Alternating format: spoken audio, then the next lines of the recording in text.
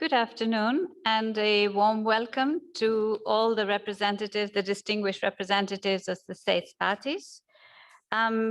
Greetings to you also from the director, Dr. Mechtel Rossler, who is currently traveling to China, as you know. We are very delighted to have with us our Assistant Director General for Culture, Mr. Ernesto Ottone. So what we will do is this budget briefing, after I give a brief introduction, Mr. Ottone will take over from me and will provide the details of the budget. This budget briefing is held to comply with Decision 39-15, Bonn 2015, by which the committee requested the World Heritage Center to hold a budget briefing prior to each session of the committee. This is just an information meeting, and this item will be examined by the World Heritage Committee during its session. Next, please. Yeah. So first of all, let me just recall that there are three sources for the implementation of the World Heritage Convention, three funding sources. The first is the World Heritage Fund, the budget for which is decided upon by the World Heritage Committee. It is the core funding. The second is the regular program, the budget for which is decided upon by the General Conference of UNESCO. And the third is extra budgetary funds, the budget for which is decided for each project by the donor concerned.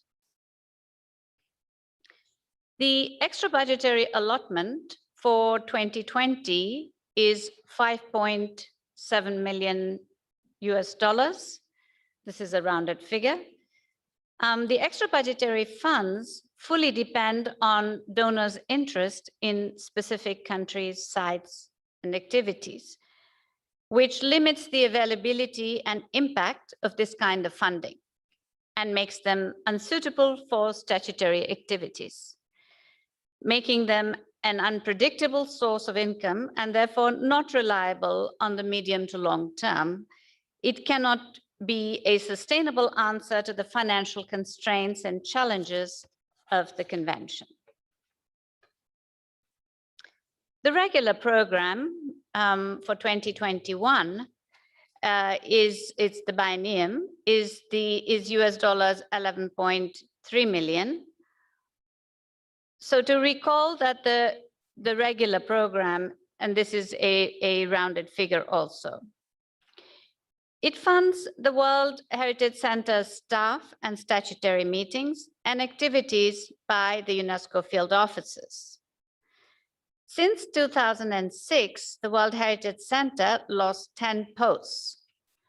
So we have now 28 established posts for 2021 against 38 in 2006-2007 biennium.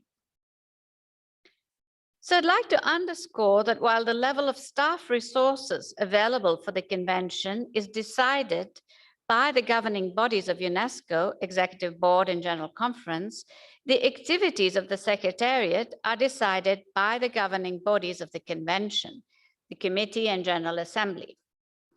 This results in a mismatch between the extent of the activities to be undertaken by the Secretariat, which is constantly increasing, and the available human resources, which are declining. Although thanks to some states parties, we have some support in this field. There is a need to align the Secretariat's workload with financial resources available.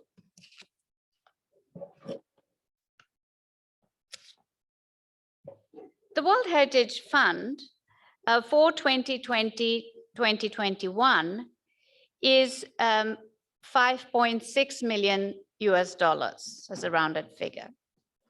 The income for the World Heritage Fund approved by the committee comes from the contributions that the states parties are bound to pay according to Article 16 of the Convention.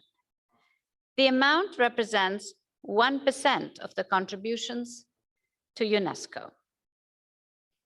This income cannot increase in the future, since the Convention is almost universal. There are very few member states which have not yet ratified the 1972 Convention.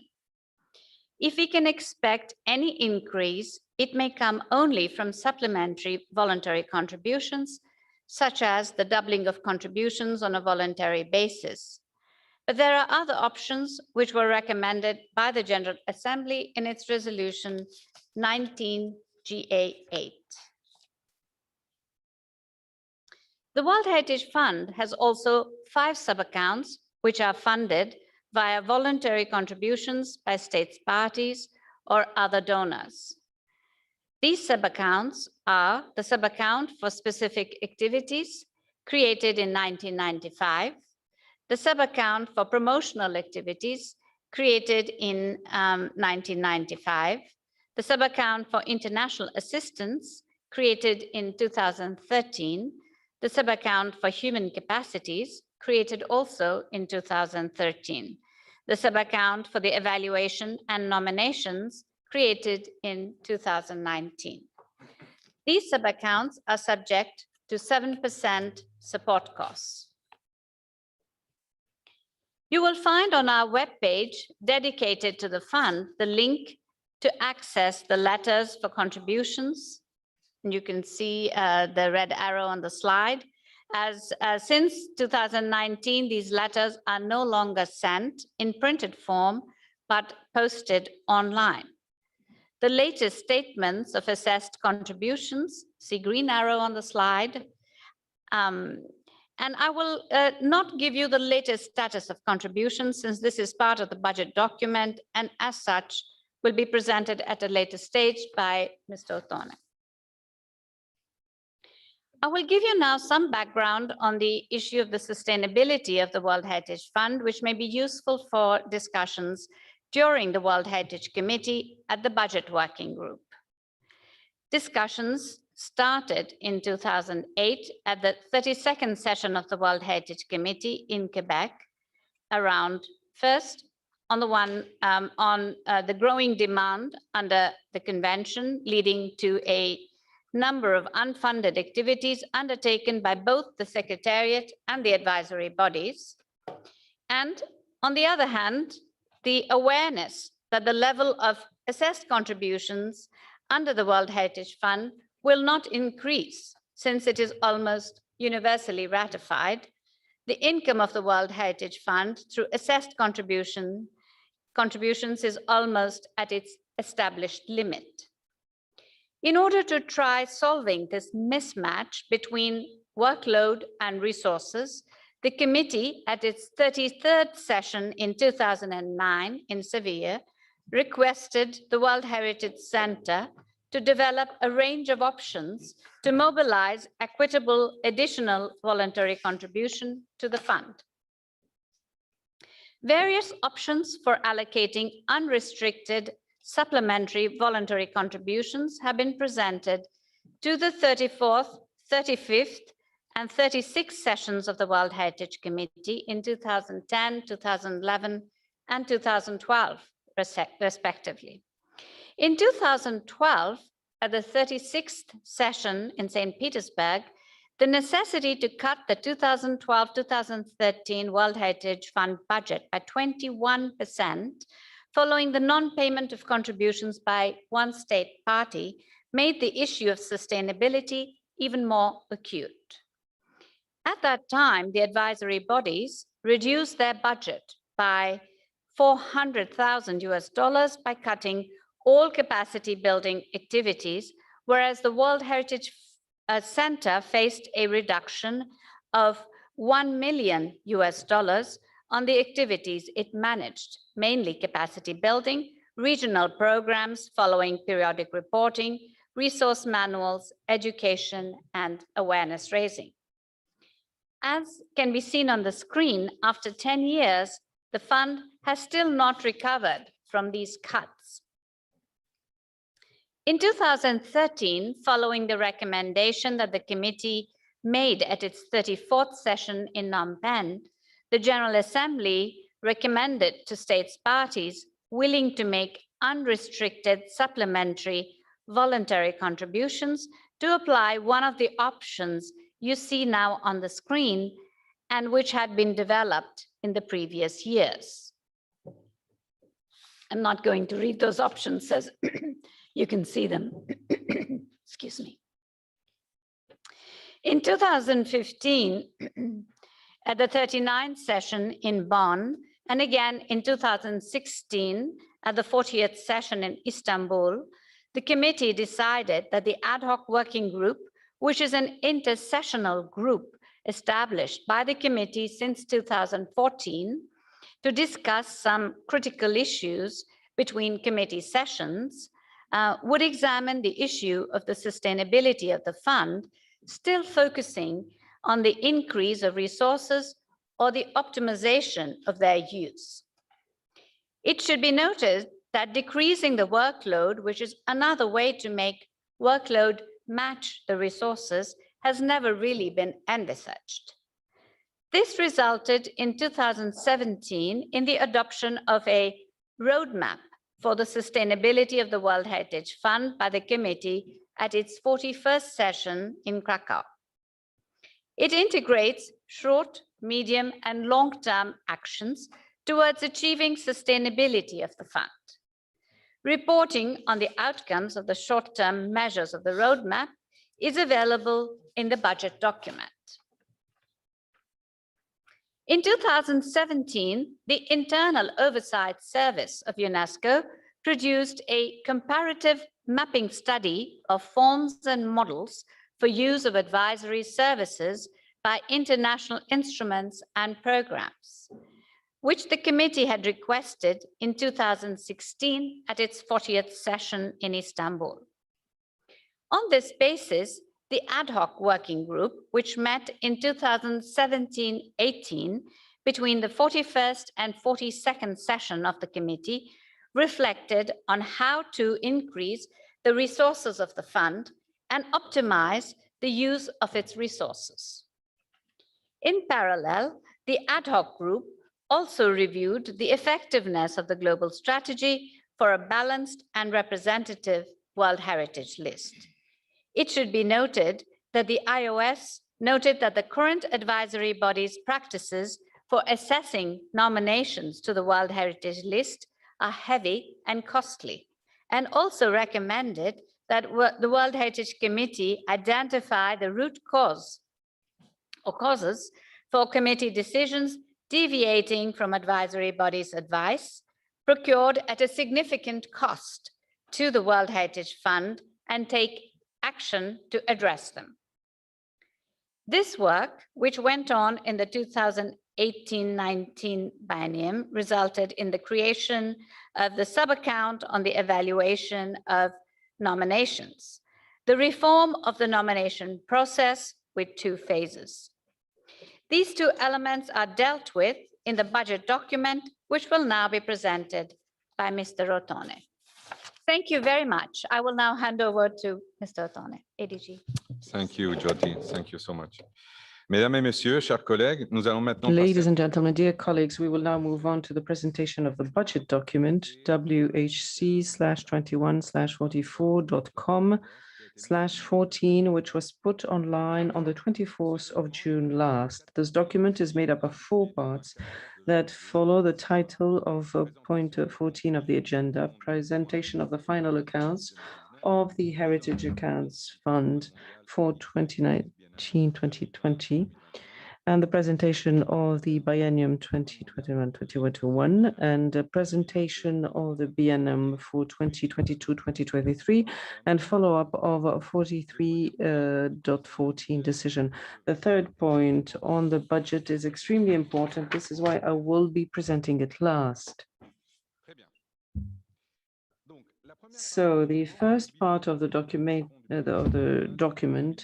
is taking stock of the situation on the basis of certified financial statements. In this document, you have the income 2019 2018-2019, that is to say the contributions that are due on the basis of the convention or voluntary, the expansions 18-19, and those that are put on the ordinary funds and the extra budgetary funds.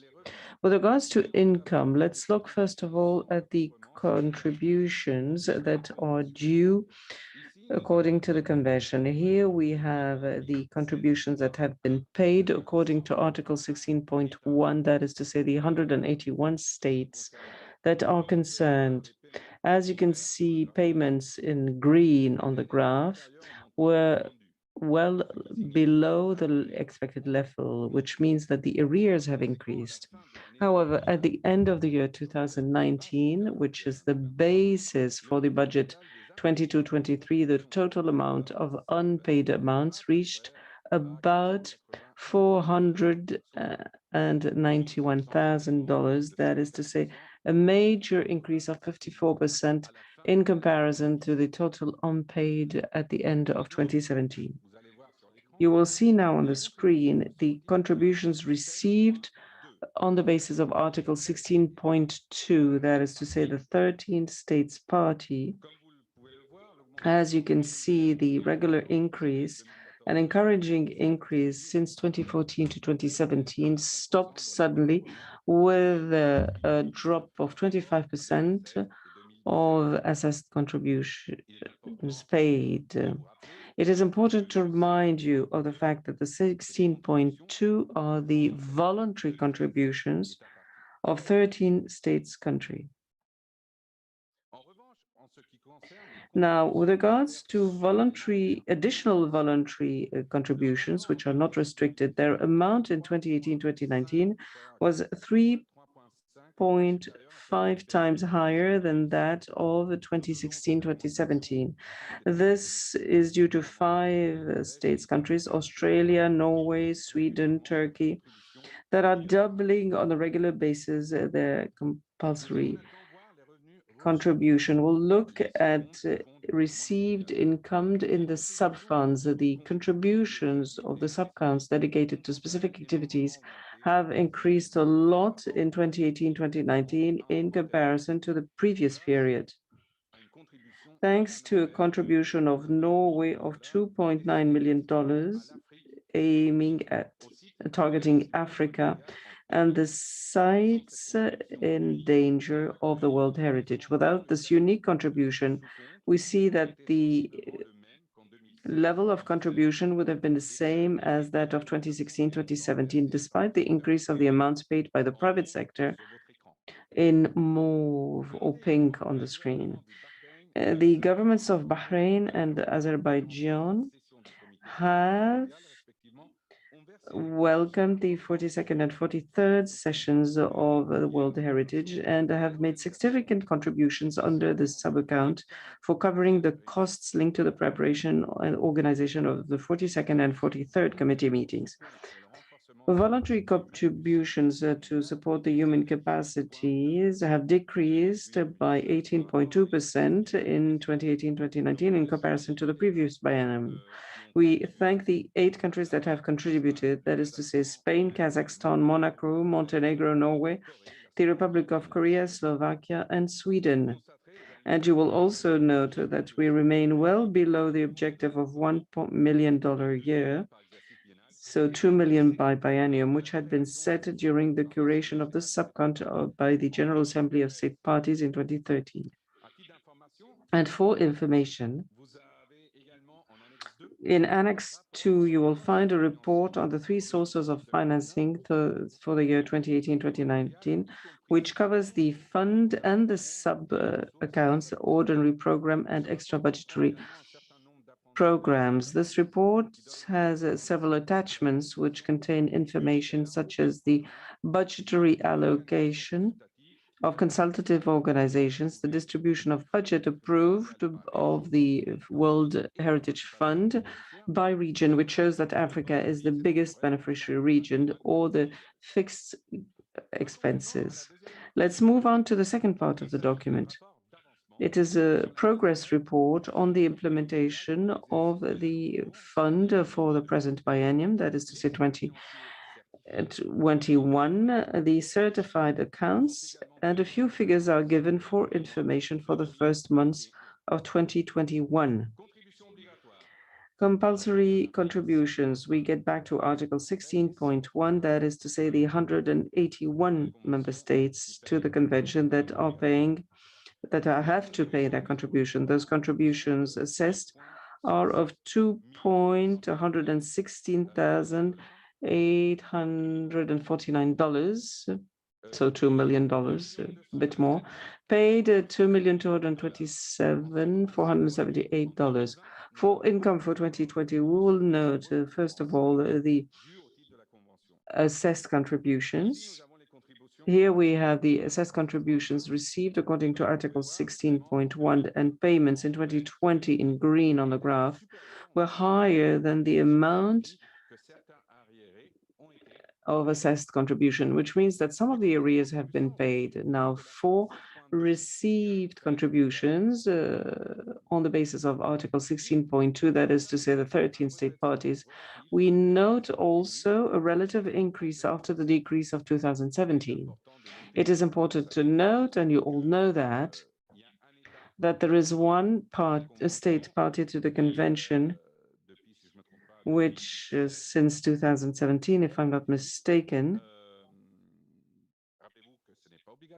remember that this is a voluntary contribution, so this state has not financed the Heritage Fund. With regards to additional voluntary contributions that are not earmarked, they have increased by 64% between 2019 and 2020. This is mainly due to the same state parties as 2018, 2019, Australia, Norway, Netherlands, Sweden, and Turkey, which continue to double on a regular basis their compulsory contribution. We will now see the income received on the sub-account of the World Heritage in 2020. The contributions dedicated to specific activities remains very high, thanks to another major contribution of Norway of $3.4 million, aiming at Africa mainly, and to the in danger list of heritage. Without this unique contribution, we would see that the sub-account financing would have been the same as that of 2016. This sub-account has received a major contribution for the government of China in 2020 to cover the costs of the organization of the 44th Extended World Heritage Committee meeting. Annex 4. In Annex 4, you have a report on the three sources of financing for 2021, which cover the ordinary fund, the sub-funds, and the extra budgetary resources for the end of 2021. And the same attachments present information on the allocation, contracts, distribution of budget per region, and the table of staff for the center. Here, it is important to know that on the 31st of May 2021, with regards to compulsory payment, that is to say 16.1, we have 59.6% of arrears. The year is not over, so I suppose that everybody will come through. 63% remain unpaid. Part 4. As indicated in my introduction, I keep the fourth part till the end. The fourth part of the document follows the follow-up of the decision 43-14 taken in Baku in 2019. As you can see, following the adoption by the committee in 2018 of a strategy for mobilization of resources and communication, a cumulative report is presented in Annex 9 of the present document. In summary, the purpose of $750,000 for the World Heritage Fund over 3 years was reached, whereas the relative objective of the extra budgetary fund was largely exceeded. The implementation will continue in 2021 and will be the topic of the report presented to the World Heritage Committee in its 45th session. You can see, I will not go into the details, but you have all of that on the screen and in the documents which we have received. We have already mentioned several times in this presentation the subcount for the presentation of the nominations evaluation created in a committee created in Baku. In 2021, 20 countries were invited to contribute on the basis of 18 nomination files that were considered as full. 2 of them concerned trans-border sites in several countries. On the basis of the cost suggested by the decision of the committee, that is to say $22,000 per file and $44,000 for mixed or transboundary files, we could assess an amount of $440,000. We have received $46,000 thanks to countries I would like to thank ahead of time: Germany, the Czech Republic, Spain, Italy, and Slovenia. It's not much, but the funds were reoriented towards conservation activities, as I have just explained.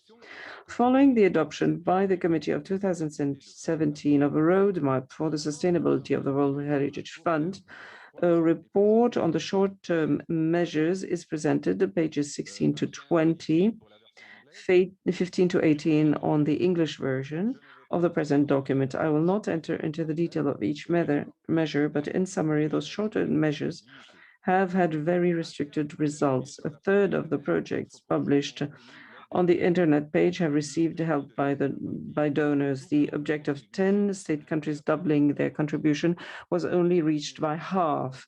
$19,000 were paid by sites registered on the World Heritage site. The fundraising did not bring in additional funds, and different suggestions were made to increase the contributions, but those have only increased by only 20% of the expected amount. We now reach the third part of the document, which will be mobilizing the attention of the budget group during the 44th standard session, as it is the budgetary suggestion for 2022-2023, which will lead us to consider the financing of the preliminary analysis or preliminary assessment on which the ad hoc group has worked several times since January. That is to say, the decision of the budget will have an impact on the decision 11 and 12 that you have to adopt as members of the committee. Since 2004, decision 28 and 11, the methodology used to define the budgetary level of the next biennium is based on the total income of the basic account. That is to say, the voluntary contributions and compulsory contributions without any restriction, as indicated in the financial statements that have been certified. In the present situation, it means a budget for 2022-2023 based on the income of 2018-2019, so $5.9 million, as indicated by Jyoti. If we compare that to the $5.6 million of the present biennium, this represents an increase by 5%. As you can see on the graph, this increase is due to a higher level of voluntary contributions that are not earmarked for 2018-2019, as the funds should remain, the incoming funds should remain stable, as the fund is almost universally ratified. An increase of the fund can only come from voluntary contributions that are not earmarked. That is to say, paying non-earmarked contributions is contributed to the future of the convention. For the major part of the budgetary lines, there are no modifications between the suggested budget for 22-23 and the present budget. The budget for consultative activities remains the same in dollars. The only great difference between 22-23 and the present biennium is an increase on 3 lines, a bit on the retrospective inventory, 77%, on international assistance, which moves from $1.2 million to reach a level of 28-29, which is one of the requests I receive most from the member countries. The reinforcement of capacity budgetary line, which had been reduced to 0 in 2018, had never been fulfilled since. In 2019, the Heritage Committee Decision 43.12 has approved the principle, and I insist on the principle of nomination in 2 phases, with a new mechanism called the preliminary assessment as a first phase, and the present mechanism as discussed in paragraph 118 of orientations. And of operation guidelines, correction by the interpreter. In the document WHC/21/44com/80, 12 will be studied by the committee in its next session of meeting. So this phase A of preliminary assessment was assessed to a bit more than $1 million for a 2-year period. This is what you see on the screen. That is to say, phase 2 is covered for the biennium. Phase 1 is not covered yet. That is to say, we have to go and look for the money. And if we look at details, $1.18 million based on the examination of the 35 files we have every year, they are distributed as followed: $1.120 for 2 years. Consultative services, which means documentary elements, dialogue with states parties, review by the panel, reports, and $80,000 for the Secretariat, which is reviews, comments, completeness check of files. Those figures indicate the remaining figure to be paid by biennium. That is to say, what you see on the screen now is the difference, which is not covered yet by the 181 member states and the 13 other state members, by withdrawing one state party, which since 2012, as I have said earlier on, has not paid its voluntary contribution. This is what you see on the screen.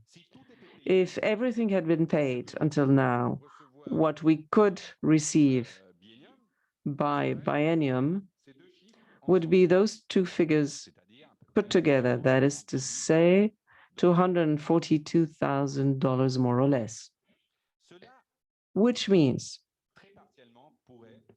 that this could partially fund the preliminary analysis or assessment. If we take into account what was due in the past, so the arrears for 2019, and there's 181 countries, there's a slight mistake on the screen. It should be 181 and not 180. Those $491,503, those are the arrears. This money could be used for the first year of the implementation of the 2 phases. Once again, this is only a partial amount, as you'll understand, because it would only cover the first year of the biennium in 2 phases. So it is important to understand once more that the arrears do not include the state party that has not paid its contribution since 2012. So we looked at the scenario on the basis for the discussions that will take place under item 11 and item 12 as a consequence, and the scenario with the current funding is as follows. We have calculated how much would cost the project to complete the 2 phases, $40,000 per file per year. Per year, first year, we would need to reduce from 35 to 29 files. Second year and follows to 21 files. That is the reality today. And the decisions that will be taken under items 11 and 12 will need to be reflected unless we get some funding that we do not have today. And if the decisions are taken, unfortunately, on the basis of the present scenario, we would be incapable of implementing this with the 35 files that are currently under review.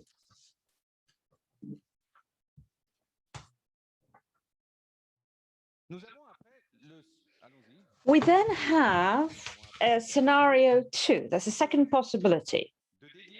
This would be to use the sub-account for the evaluation of phase 1 nominations, which has been in existence since 2019, for the funding of the preliminary analysis and conservation activities, while ensuring that there are sufficient voluntary contributions in the sub-account. What you see here, with the present funding, we could add 2 files a year. So when we stated earlier that there were 29 files in first year, we could go up to 31 and so on, if the contributions were as they are now. Now, we had the exercise of 440, and we could go up to 5 to 6 additional files a year, but this is voluntary. So up until now, since its inception,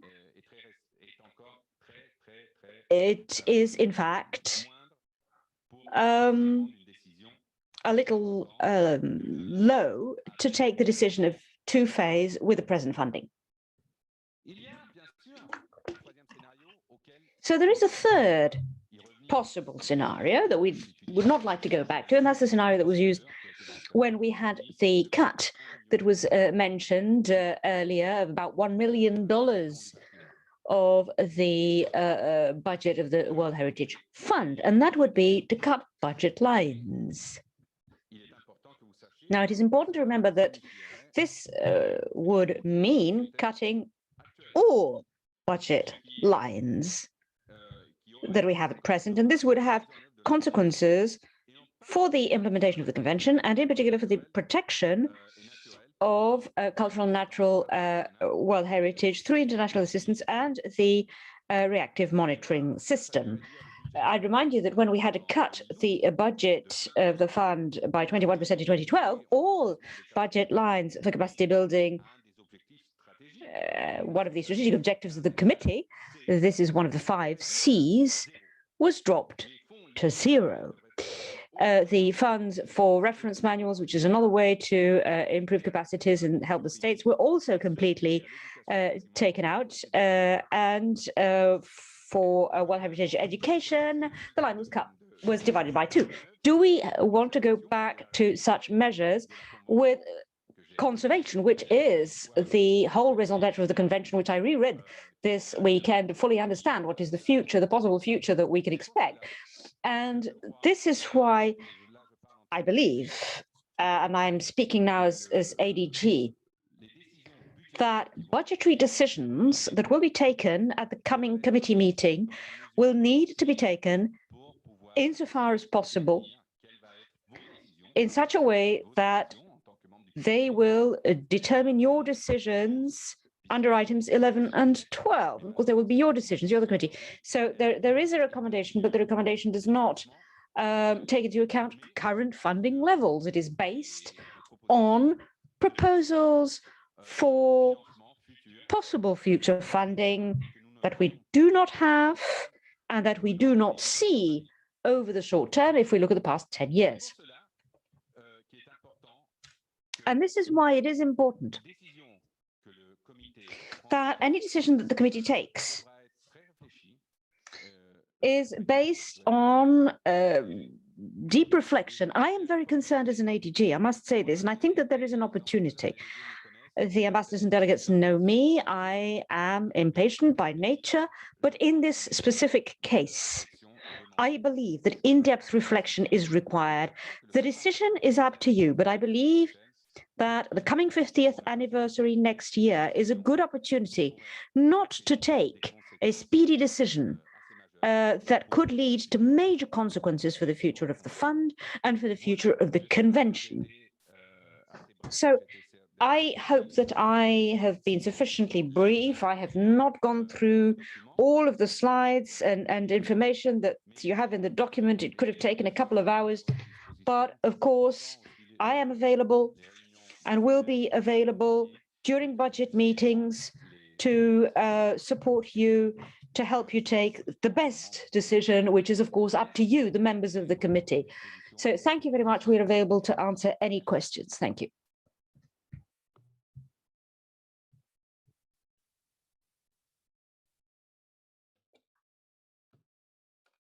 Thank you very much, ADG.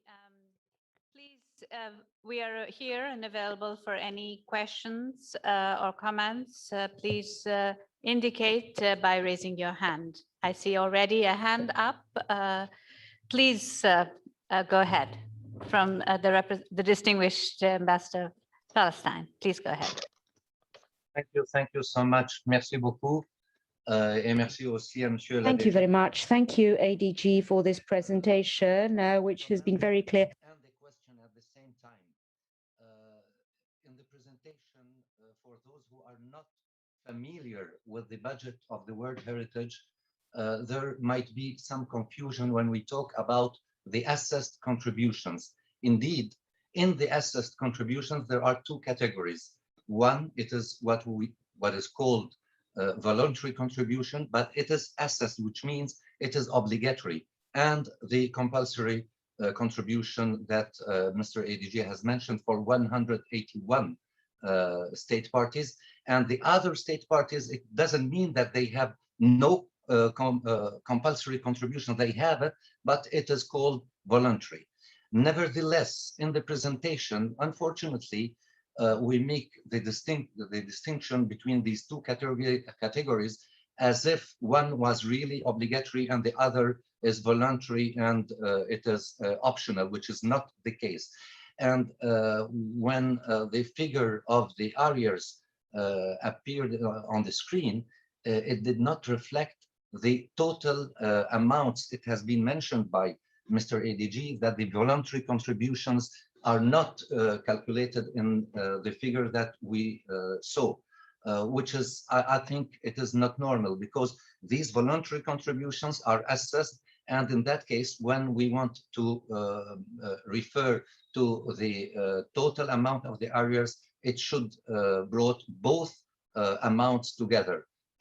And we didn't see actually the arrears for the 10, 12 countries that we call it voluntary contributions from the assessed contributions.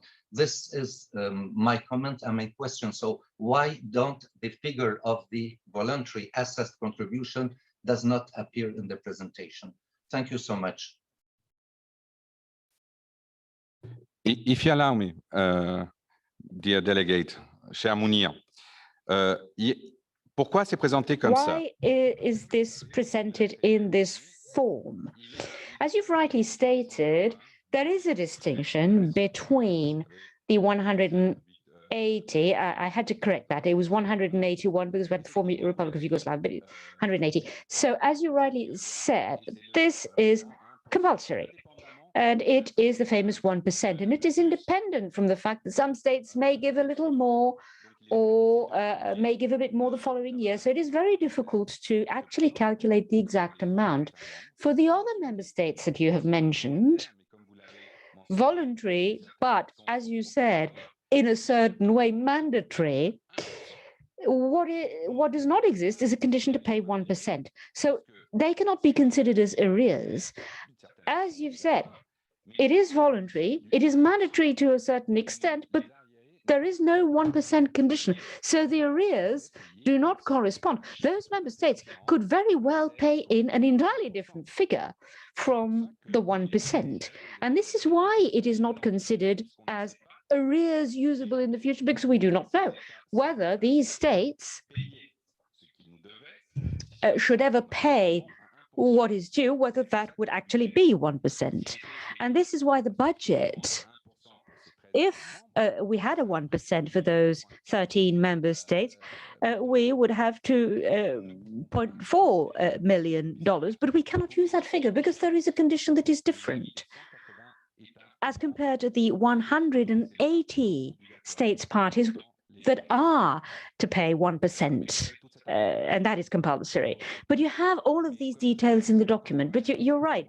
We will be having new members, and it is important to explain, because it isn't clear when you see 16.1, 16.2 for the first time. I mean, those of you who've been around for years, you understand how it functions. But for the new members, it is perhaps a bit difficult to understand this difference that was established at the time. What we consider today is, in terms of arrears, is the amounts that are truly due and that we will be getting at some point, not what might be due. Thank you. I'm just looking to see if we have any other hands up.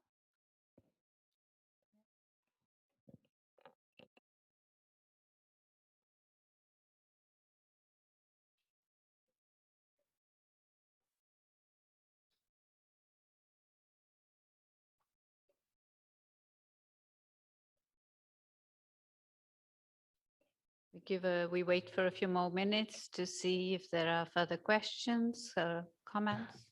Norway did a sign, but I don't know if she wants to take the floor. Yes, please, Kirsten. Thank you so much. Thank you so much. I couldn't raise my hand, so this is why I wrote in the chat directly. So thank you so much, and thank you so much for organizing this this information meeting. When it comes to the preliminary assessment, the Norwegian point of view all the time has been that yes, it will have some additional costs in the very early stage of the, so to say, journey of a nomination to the World Heritage List, but that we will have considerably reduced costs related to state of conservation reports, reactive monitoring missions, costs related to danger listing, etc., because we will have good quality nominations and therefore less problems after the inscription. So our question is, has there been any calculation or estimations done regarding possible savings that this nomination reform will have inside the World Heritage Fund? And if not, will it be possible for you to provide us with this kind of information? Thank you very much. Thank you for the question.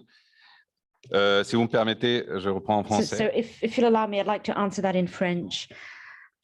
Now, it is true that this proposal to lighten over time, as you said, over time, the costs involved. And let me present this from the point of view of the Secretariat and the work that is done with the advisory bodies. We are not 100% convinced, to be perfectly honest with you. And this is for a simple reason. We can see that the follow-up after listing, in fact, increases. We have 1,100 sites listed so far, more or less. If we have about 30 additional each time, then that will increase. And you will be discussing this at the 44th session. Unfortunately, there are several sites that a few years back were not in danger or might not have been in danger, but that will now be requiring more work from the advisory bodies and the Secretariat in terms of monitoring. So unfortunately, the maths don't work out. And of course, we also have cases that are related to conflicts or environmental issues that are leading us to strengthen the surveys. And I cannot say that the idea that this will lighten our load in the future will in fact be the truth. Now, there is a reflection. It is important that the committee has this reflection to take the right decisions for item 14, budget, as well as items 11 and 12. In addition to that, and this is another aspect, and you will see it in document under 11, if I'm not mistaken, or is it 12? No, it's 11. There is a proposal regarding the possibility of both being in duplication, so to speak. And again, we are not convinced. We do not believe there will be any savings over the first 5 years. There might be after that, but it is important to know that today each member state, following the listing process, does not only fund the 44 that could be funded over the 2 phases. It depends on investments over a rather long period in terms of preparation of files, and some member states have the means to do this and others unfortunately do not. And this is why some of the budgets, particularly for the sub-account for nominations, help us to work with some member states that unfortunately do not have the funds at present to do that work upstream. So yes, this is a subject for discussion, for dialogue, and this is why, if it is possible to include these issues in a broader discussion that will take place for the 50th anniversary, then we might have an overall clearer picture of what this involves for the short term, of course, but also for the medium and long term. This is a discussion, of course, that can take place, as you stated, dear delegate. Thank you. I wanted also to add some complementary response to what the ADG has just explained, which is from the perspective of the country where you're preparing the nomination dossiers, because part of the idea of the preliminary assessment is that what you would normally spend on the preparation of the dossier would be a saving over a period of time, because you'd be paying, if you paid for the preliminary assessment processes and were to consider these contributions, as the ADG has pointed out, that in fact it's not an additional cost to the country, but is a saving from the perspective of the state's parties, because currently, for instance, many times countries are spending huge amounts of money for the preparation of dossiers, $1 million, $2 million, depending on the countries. And this is an amount from the perspective, and this we cannot do the calculation because this is based on the countries. So it's not the Secretariat to do this calculation in terms of what the savings would be, but these savings. So what I'm saying essentially is that, the contribution to support the Secretariat's work in this regard and the cost of the preliminary assessment and additional mechanisms isn't necessarily an additional cost, is what I'm saying, is that it would be really, instead of the significant cost for the dossiers, that would be then better managed, because the success, if you're able to ensure the high quality dossiers are going up and they're already prepared. This was the argument and the discussion behind. Thank you very much. Yes, and another comment that is important, that in the proposal that has been discussed, you have to remember that as part of this new process, even if a state party does not agree with the result of the preliminary assessment, they still can submit their file. So we cannot count on future savings without knowing what will be the result of the whole process with the 2 phases. So it's important that we understand that that's a prerogative of the member states to decide if they accept all the process or they go forward. So we cannot ensure that it will be savings.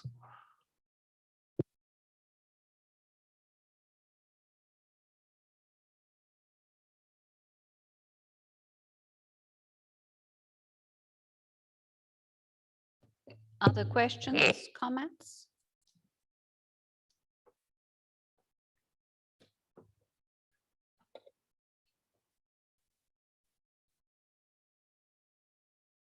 If there's a problem with raising your hand, please don't hesitate to turn your camera on and wave your hand or write in the chat.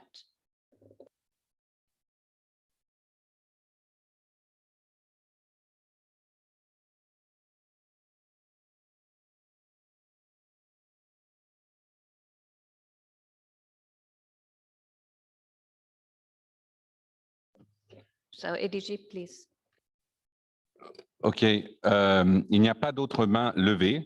I don't see any more raised hands, so I guess everyone is getting ready for the budget meeting during the 44th session. If there are no more questions or remarks, then we will adjourn the meeting. But first, I would like to thank you sincerely for supporting us. I would also like to add that this is the last meeting before the committee session, so I hope the committee will have had the time to reflect and to prepare for major decisions, and the Secretariat is at your disposal, even during the period preceding the committee session. We are available to answer your questions, and what we tried to do today on point 3 isn't to alarm anyone, of course. It is important for you to know, but